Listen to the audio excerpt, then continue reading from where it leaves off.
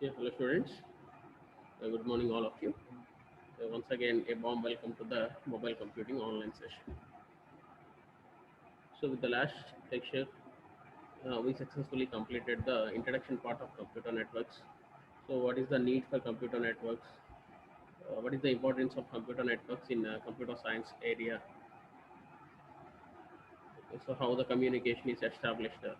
That were the basic topics we discussed in the earlier class. So, now is the lecture number 2. Here in this lecture, we will discuss about the different communication links, paths, and some more introduction part to the networking and what are the different layered architecture that what we covered here in this lecture. So these are the topics what we discussed in the last class. So introduction to the computer networks. So what is meant by computer network? So how a network is established? So what are the basics of computer networks? So what is meant by node, work group, network, host, workstation? What are the different advantages of networking? So these are the basic concept we discussed in the last class. Now, so from here onwards, we will discuss in this lecture. So, is the classification of network. So, how the network is classified? So, here the network is classified in two ways. One is hardware, and second one is the software. So, network is classified into two groups. One is network hardware, and the second one is the network software. So, what are the different types of connections in the network? So one is a point-to-point connection. That means one system to another system. So connection between two different systems. So point-to-point connection. Second one is a multi-point system. So here we placed a router here. So this one router. So a router is needed to connect multiple devices. So multi-point means there a connection is establishing between n number of devices. Here the device may be already we discussed in the earlier class. Here the devices may be it may be a computers, or it may be a laptops, it may be a printers, whatever it may be a device. The basic rule of a device is it may be either receive or send data. That is called the node or a device which is used in the networking area. So here in the multi-point, multiple devices are connected. So in point-to-point connection is establishing between one-to-one system. So these are the different types of network architectures. First one is peer-to-peer. So a peer-to-peer network is one in which two or more PCs share files and access to devices such as printers without requiring a separate servers or computers or server software. So peer-to-peer means no need of servers here. So we will connect all the devices with one particular connection establishment. So here in the peer-to-peer network is one which two or more PCs shares files and access to devices such as printers without requiring a separate server computer. For example, that example what we discussed in the earlier. For example, there five systems are there in a network. One printer is available in that particular networking. Uh, there is a possibility of printing from each system to the printer. So we can produce print by using every system. Why? Because all these systems and the printer is in one particular network. Here no need of server here. So to transmitting of data, that means to sharing of data from system to the printer, system number 1 to the printer, system number 2 to the printer, system number 3 to the printer. No need of server here. These type of networking is called peer-to-peer network. And the second one is client server network. So here in the client server network, the client server model where client requests for a service to a server and server replies according to the client request. For example, if client request data, the client needed data. If a client need data, he sends a request message to the server. Then after server sends the data, he receives that particular amount of data, whatever needed to the server. So first here the client sends request, and if server accepts it, then only server sends data to the client. So these type of data. So here client transmits the data, sends the data to the server, or receives the data from the server. So the best example for this is you guys are stored some amount of your data to the servers, and like in drives like that. So here the client server model where client requests for a service to the server and server replies according to the client request. So in networking area, from here onwards, we will discuss more about the client server architecture in networking area and NP-lab. There, this is very much important to know about the client server architecture. So if client sends request, if server accepts it, then only sends response to the client. So a client server connection is very much important area here in the networking concept. So these are the different types of communications. So how a communication is establishing between a sender to the receiver or a source to the destination, whatever it may be. For example, if multiple devices are there, so there are different modes are there, different communication modes are there. First one is the simplex mode, second one is half duplex mode, and the third one is the full duplex mode. So these are the three different modes how a communication is establishing. So communication means transmitting of data between two nodes. So one is sender, second one is receiver, or one is client, second one is server, or one is source and second one is destination. For this purpose, we already discussed what is the needed things for the communication. That what we discussed about the protocol. What is the importance of protocol, and what is meant by protocol. Protocol is a set of rules which is needed for the communication. So first, if you want to transmit data from the one device to the another device, first you have to establish a path between those two devices. That is the needed thing. For example, if you have to transmit data from the system number 1 to system number 2, first a path is needed between system number 1 to the system number 2. So first you have to be establishing a path, then only you can transmit data from the system number 1 to system number 2. So what are the different areas and what are the different ways of transmitting data is that what we discussed here in these three modes. So see what happened there in simplex mode, what happened there in half duplex mode, and what happened there in a full duplex mode. That what we discuss here in this topic. So first a path is established between sender and receiver or source and destination. Then after what happened here. So here in the simplex mode, it is only unidirectional. So simplex mode is unidirectional. So let us consider system. These two systems are system number 1 and system number 2. So if you have to transmit data to the system number 1 and from system number 2, here only possible of transmitting data in one way. So communication is unidirectional. Only one can transmit and other can receive. So the best example for these type of transmission is keyboard and monitor. So always keyboard sends data to the system. So there is no possibility of reverse transmission here. So that is only one-way transmission. So uh, in all the time, keyboard sends data to the system. So that is the simplex mode. So always sender sends data, receiver receives data. That is called simplex mode. And the second one is half duplex mode. So what happened there in half duplex mode? Both can transmit and receive. Both can transmit and receive, but at a time is not possible. So in same clock rate, the transmission of data is not possible. For example, from morning 9 to 9:10. So if sender sends data, then after 9:10, then after the 9:10 only, so the receiver transmits the data to the sends data to the sender. Here the both the systems are acting as sender and receivers. So in the simplex mode, the first system is the sender and second system is the receiver for always. So why? Because only unidirectional. Sender always sends data, receiver always receives data. But here in the half duplex mode, both the systems are acting as senders and receivers. So when the time of transmitting data, system number 1 is sender. When the time of receiving data, system number 1 is receiver. So likewise, in the same way, accessing data from the system number 1, here the system number 2 acting as receiver. So after the receiving of data, again system number 2 sends the data to the system number 1. In this time, system number 2 acting as sender. So here both the systems acting as senders and receivers, or both the systems are acting as sources and destinations. Here the both can transmit and receive. So both can transmit and receive, but not at the same time. That is the condition here.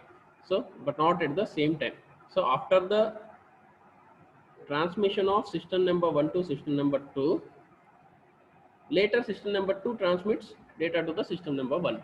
So at a time is not possible. So whenever you guys are talking in walkie talkies, if both are transmitting data, automatically collision will be occurred, a noisy disturbances will be occurred there in walkie talkies. So for that purpose, they're using one particular word, I think you guys know. After producing some amount of information, that means after saying some amount of words, they said over. So hello mic 1, this is the mic 1. So the minister passes the traffic signals over.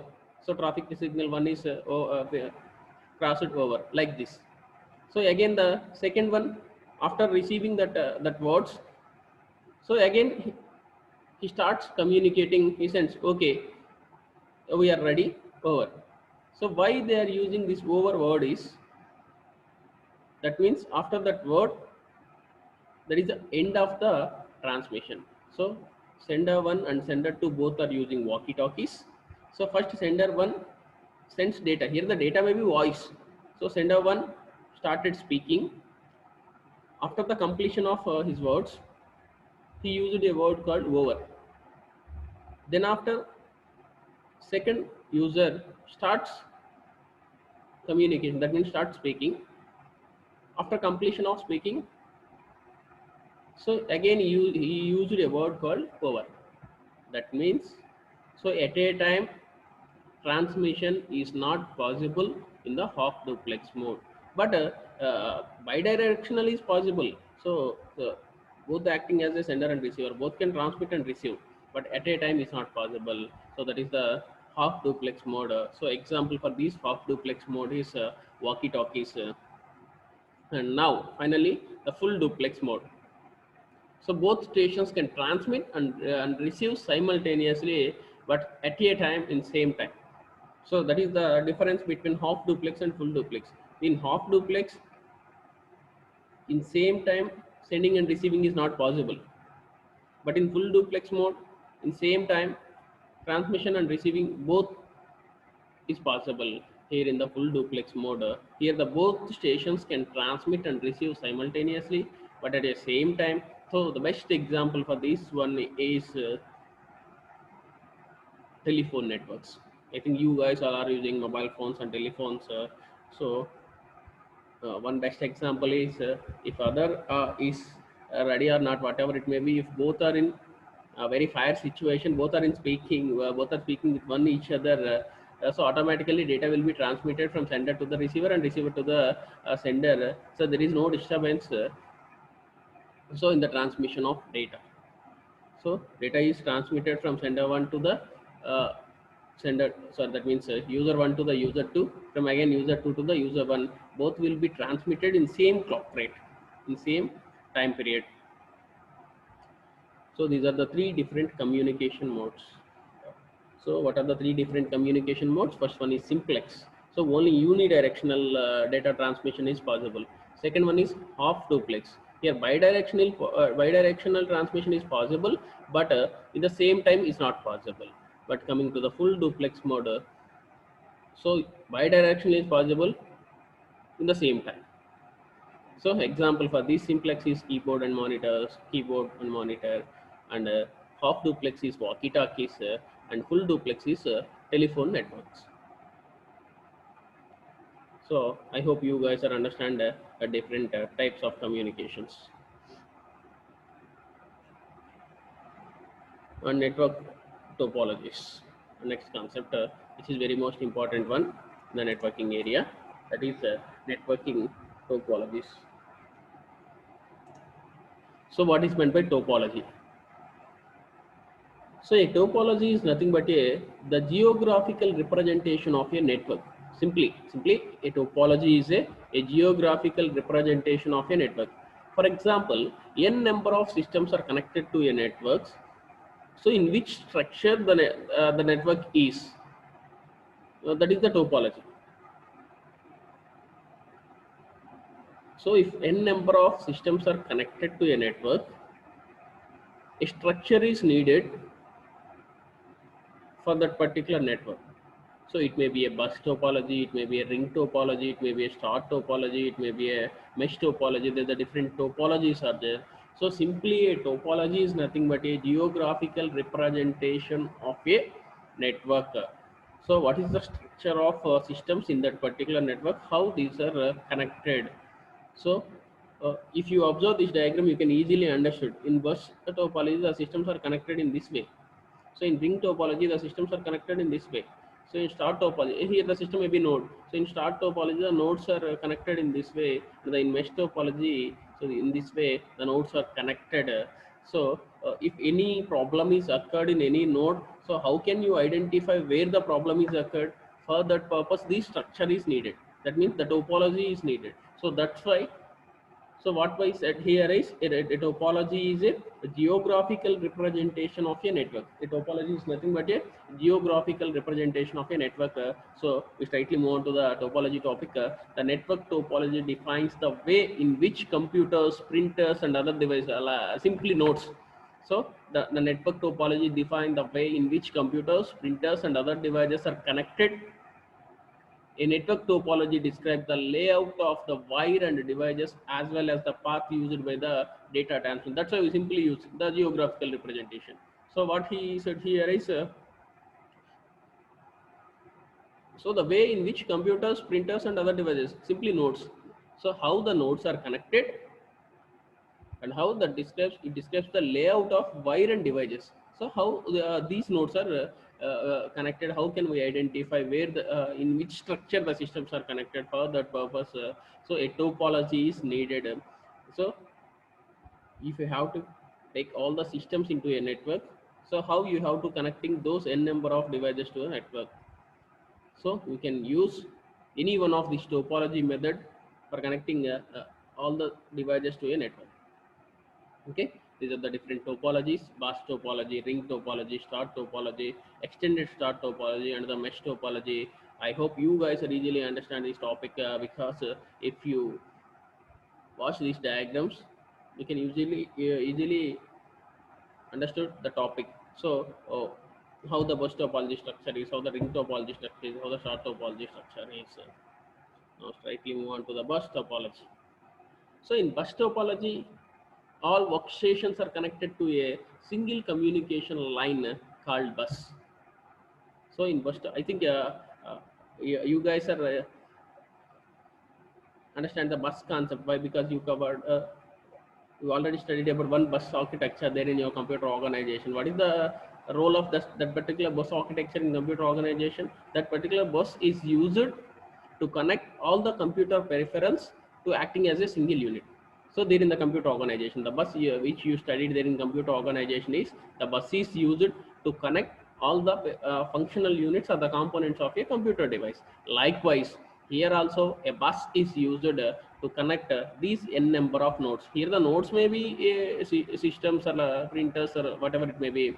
So here a bus is used to connect these nodes.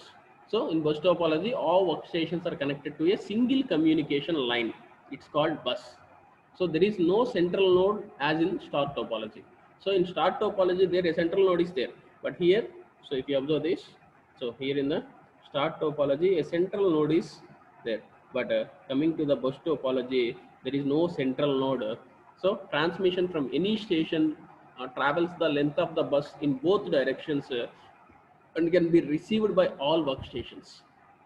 So the advantage of this bus topology is it is quite easy to set up. If one station of the topology fails, it does not affect the entire system. If for example, so these systems are connected to the bus. This is the bus topology. If system number 3 is failed, there is no problem for the remaining systems to transmit of data. So for example, I want to transmit data from the system number 1 to system number 4. Here the system number 3 fails. in that particular network. But there is no problem. Automatically, we can use this bus channel to transmitting data from the system number 1 to the system number 4. That is a best advantage of bus topology. If one station of the topology fails, it doesn't affect the entire system. But disadvantage is also there for the bus topology, that any break in the bus is difficult to identify. If any break is there, it is bit difficult to identify where the problem occurred. So that is the one disadvantage. So advantages are easy setup, and uh, one failed system doesn't affect the remaining all systems. So that is about the bus topology. And the second one is star topology. So here in the star topology, a number of workstations are directly linked to a central node as the, so what you observe there in that figure. So in star topology, a number of workstations are directly linked to a central node as the next. So any communication between stations on a star LAN must pass to the central node. So if you want to transmit data from here to here, so you have to pass in this way. You have to touch the central node. So otherwise you have to transmit data from here to the here. So system number 1, 2, 3, 4. If you want to transmit data from the system number 3 to the system number 1, uh, it must pass via the central node. So any communication between stations on the star LAN must pass through the central node. So the central node controls all the activities of the nodes. So the main advantages of star topologies are, it offers flexibility of adding or deleting of workstations from the network. So breakdown of one station does not affect entire system. These are the advantages. So coming to the major disadvantage of star topology is the failure of the central node disable communication throughout the whole network. If central node fails, automatically the entire network is collapsed in the star topology. That is the main disadvantage of star topology. So advantages are like similar to the bus topology. It is flexible to adding and deleting workstations from the network, and a breakdown of one system doesn't affect the entire system like bus topology. But the major disadvantage is, if central node fails, the entire system collapse. That is the main disadvantage of star topology. So now the ring topology. Simply, yeah, you guys easily understand the ring topology. So in ring topology, that means circular ring. So in ring topology, each station is attached to nearby stations on a point-to-point basis, so that the entire system is in the form of a ring. So in this topology, data is transmitted in one direction only. Data is transmitted in one direction only. There in the previous two, there is a bidirectional data transmission is possible, but here in the ring topology, only one way direction is possible. So does the data packets circulate along the ring in either clockwise or anti-clockwise direction? So again, as usual, some advantage of there by using this topology, that any signal transmission on the network passes through all the LAN stations. For example, if you want to transmit data from here to here, so system number 1 to system number 6, so only one way data transmission is possible. So you have to transmit via all the systems. So you can the data touches all the nodes. So that is one advantage. But disadvantage is that the breakdown of any one station on the ring can disable the entire system. So there in star topology, if central node fails, it collapses the entire system. But here in the ring topology, if one system fails, automatically the entire system is collapsed. Why? Because you have to be transmitting data from here to the here in this way. If this node is failures, automatic data is stopped here. So that is the disadvantage of ring topology. This is the tree topology. So here in the tree, so large network uses the extended star topology, also called tree topology. So tree topology is nothing but an extension of star topology. So when used with the network device uh, that filters frames or packets like bridges, switches, and routers, this topology significantly reduces the traffic on the wires by sending packets only to the wires of the destination hosts. So if you're using a tree topology, so the traffic of transmitting data packets is very much less. So it reduces the traffic on the wire. So that is the main advantage of tree topology. So in this way, the nodes are connected. So next one is the mesh topology. So in the mesh topology connects all devices to each other for redundancy and fault tolerance. So I think you guys all know redundancy because why you guys have covered database concepts in the previous semester. So what is meant by redundancy is nothing but a duplication of data. So here in the mesh topology, you can easily reduce the redundancy and the fault tolerance if you connected the nodes in this way. So every node will communicating with rest of other all nodes. So the for example, if you observe this, so node number 1 to node number 2, node number 3, node number 4, node number 5, and node number 6. So every node will communicating with remaining other all nodes in that particular network. So this will reduces the redundancy. It is used in WANs to interconnect LANs and for mission critical network like those used by banks and financial institutions. Why? Because if you guys are withdrawing money from the Guntur branch, the bank of, for example, if you guys has the SBI account, you want to withdraw some amount of money from the bank. So, you withdraw some amount of money from the Guntur.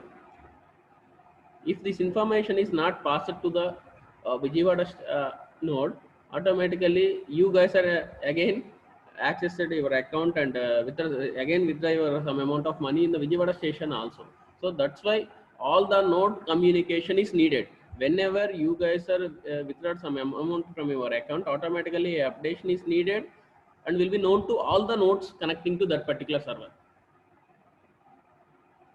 So that is the, I think you guys studied the mainframe architecture there in your computer organization. Less than 4,000 such 4,000 systems are connecting to the a mainframe server. If whenever an updation is done in the server, automatically that knows to all the 4,000 systems. Likewise, here in the mesh topology, so which reduces the fault rates. So for that purpose, the banks and financial institutions are using this mesh topology by using a WAN architecture. So implementing the mesh topology is expensive and it's a bit difficult.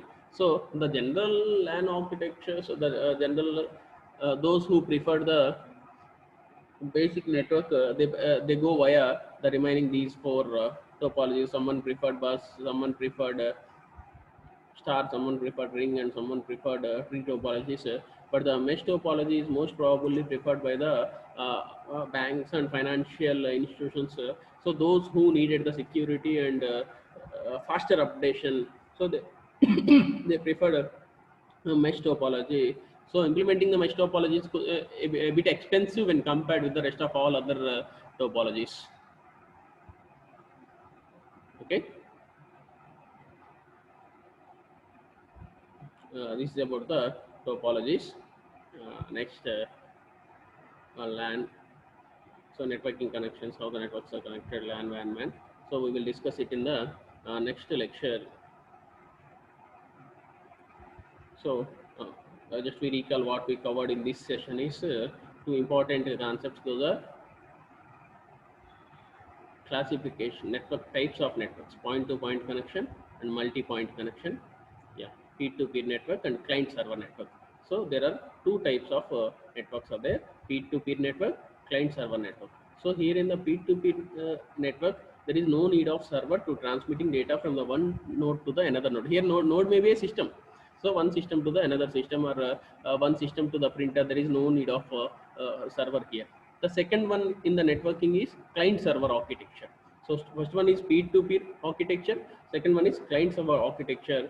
So here in the client-server architecture, all the devices are connecting to the server. So data is transmitted from the clients to the server and server to the client. So these are the types of network architecture: peer-to-peer and client-server architecture. So please note down. So it's a very important point here.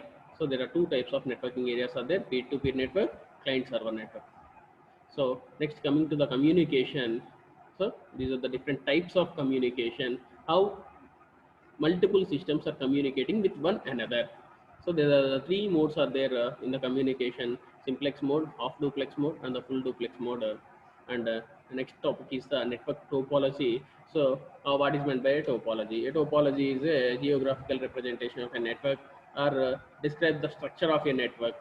What are the different ways of topologies? There are the different ways: bus topology, ring topology, star topology, mesh topology. There are the different topologies. So every topology has its advantages and disadvantages are there. Bus topology, star topology. So in bus topology, this one is the star topology. Here the a major role played by the central node. Ring topology in circular way. If one system fails, automatically it collapses the entire system. So tree topology and the mesh topology. Okay, thank you all of you.